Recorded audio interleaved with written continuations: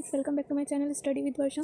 तो आज ना हम के लॉ पढ़ेंगे। न्यूटन्स ने हमें 3 लॉ दिए थे। फर्स्ट लॉ हमें दिया था उसने इनर्शिया लॉ। इनर्शिया लॉ में क्या होता है कि इनर्शिया लॉ में ये होता है कि अगर कोई ऑब्जेक्ट अगर हमारा वो रेस्ट में है तो वो रेस्ट में ही रहेगा। अगर वो मोशन कर रहा है तो वो मोशन ही करता रहेगा जब तक कि उस पर एक्सटर्नल फोर्स अप्लाई ना किया जाए। और सेकंड लॉ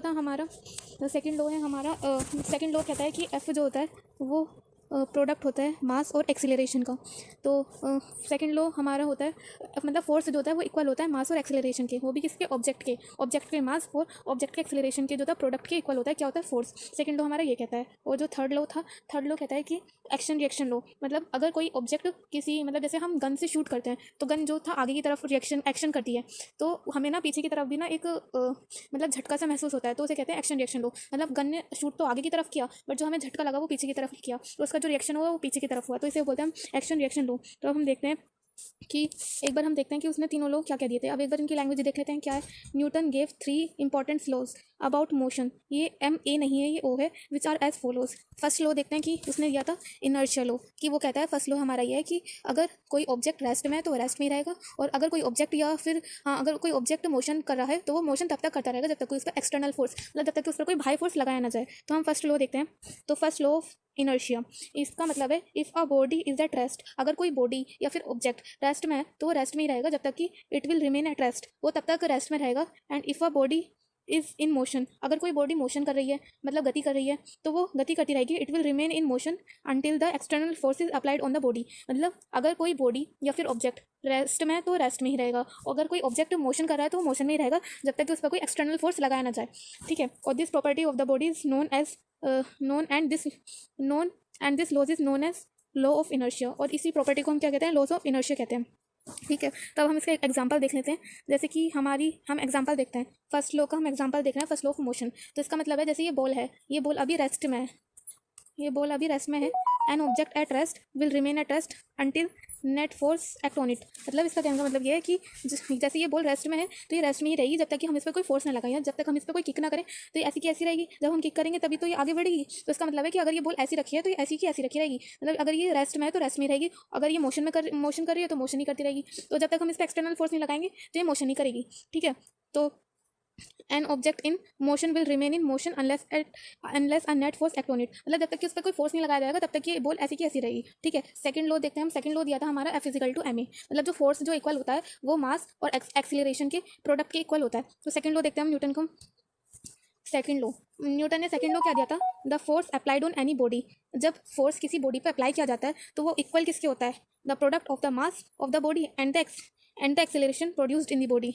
यानी कि F जो होता है वो इक्वल होता है मास के, मतलब मास उस बॉडी के मास के और एक्सीलरेशन के, उस बॉडी के जो प्रोड्यूस करती है, जो वो बॉडी एक्सीलरेशन प्रोड्यूस करती है उनके प्रोडक्ट के जो होता है इक्वल होता है। ठीक है। जहाँ पे F क्या है, फोर्स है, जो अप्लाइड फोर्स है जो बॉडी पे अप्लाई किया गया है, और M जो है वो मास है of the body, mass of the body, and A is the acceleration, जो उस बॉडी ने प्रोड्यूस्ड किया वो क्या है, एक्सीलरेशन है। ठीक है। तो फर्स्ट लॉ हो गया हमारा इनर्शियल लॉ, जो कहता है कि अगर कोई वस्तु रेस्ट में तो रेस्ट में रहेगी, और मोशन करिए तो मोशन करती रहेगी जब तक उसका एक्सटर्नल फोर्स नहीं लगाया जाए। सेकंड लॉ कहता है कि F इक्वल टू MA, मतलब फोर्स जो होता है वो इक्वल होता है मास के और एक्सीलरेशन के, मतलब बॉडी के मास के, उसकी उस बॉडी का मास कितना है और एक्सीलरेशन के। ठीक है। तो अब हम इसका एक बार एग्जाम्पल देख लेते हैं।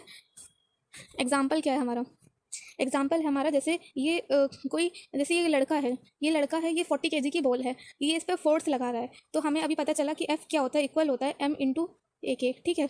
तो फोर्स किसके इक्वल होता है, M इंटू AK। M क्या यहाँ पे मास है, तो इस बॉल का जो मास यहाँ पे 40 kg दिया है। ठीक है। अब जब ये 40 kg है तो ये बॉल हल्की हो गई, इसका मतलब अब ये 40 kg है तो ये ज़्यादा ईजी वे में, मतलब ज़्यादा जल्दी मूव करेगी, इजी तरीके से मूव करेगी। और ये वाली जो बॉल है इसका जो मास है वो 400 kg है, मतलब 400 किलो है, और ये 40 किलो है, तो इसका मास मतलब ज़्यादा है तो उसमें फोर्स भी हमें ज़्यादा लगाना पड़ेगा। इसलिए इसने बोला कि F जो होता है वो इक्वल होता है M इंटू AK। इसमें मतलब मास जो होता है उसका वो थोड़ा 40 kg था, मतलब इससे तो हल्का ही था इसका, तो इस वजह से ये जो बॉल है ये ज़्यादा अच्छी तरीके से मूव करेगी, इजीली फास्टली मूव करेगी। और ये वाली जो बॉल है इसका 400 kg है, इसका मास ज़्यादा है तो हमें इस पर फोर्स भी ज़्यादा लगाना पड़ेगा। ठीक है।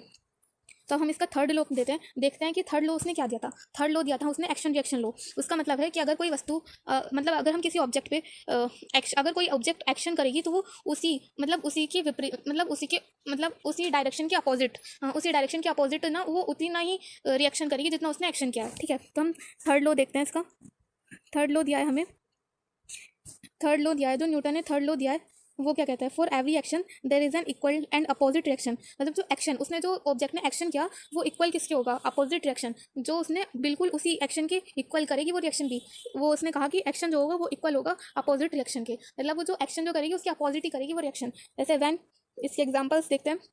When you push a wall, जैसे हम दीवार पे धक्का लगाते हैं, the wall pushes back on you. तो वॉल मतलब जो दीवार है वो भी हम पे थोड़ा सा धक्का लगाती है, बट हमें मतलब महसूस नहीं होता, बट वो भी लगाती है, ठीक है। When you throw a ball, जब हम एक बॉल को फेंकते हैं, the ball pushes back on your hand, तो बॉल भी तुम्हारे हैंड को जो था पुश करती है नीचे की तरफ। और एक बार हम इसका एग्जांपल भी देख लेते हैं, वो वाला जो गन वाला था, ठीक है। देखते हैं इसमें जो एग्जांपल दिया है, जैसे हमने गन से शूट किया, तो गन से शूट तो आगे की तरफ किया, तो एक्शन कहाँ पे हुआ, आगे की तरफ। एक्शन तो हमारा आगे की तरफ हुआ, क्योंकि बुलेट जो गई वो आगे की तरफ हुई। बट जब हमारी हैंड में होगी गन, ये हमारे हैंड में होगी, तो उसमें झटका लगेगा, तो वो रिएक्शन कहाँ करेगी, पीछे की तरफ। बट वो जो एक्शन होगा वो इक्वल होगा रिएक्शन के, बट वो कैसा होगा, अपोजिट होगा। तो हम कह सकते हैं जैसे F12 इज इक्वल होगा F21 के। बट कैसा आएगा, माइनस आएगा। माइनस क्यों आया, क्योंकि अपोजिट रिएक्शन है। ये माइनस इसी वजह से आया कि रिएक्शन को दिखाने के लिए, तो इसमें माइनस आया अपोजिट की वजह से, क्योंकि अब वो जो रिएक्शन कर रही थी वो अपोजिट कर रही थी, तो इस वजह से एफ वेक्टर 1 2 जो होगा वो इक्वल होगा एफ वेक्टर 2 1 के। बट आएगा यहाँ पे माइनस, ये माइनस साइन इस वजह से आया अपोजिट रिएक्शन दिखाने के लिए, ठीक है। तो अगर ये आपको वीडियो थोड़ी भी हेल्पफुल लगी हो तो please like, subscribe and share करना ना भूलें। थैंक्स फॉर वॉचिंग, और मिलते हैं नेक्स्ट वीडियो में। और आप कमेंट करके ज़रूर बताएं कि आपको वीडियो कैसी लगी, या फिर आपको क्या क्या किस किस टॉपिक पे वीडियोस चाहिए, प्लीज़ कमेंट करके ज़रूर बताएं। Thanks for watching.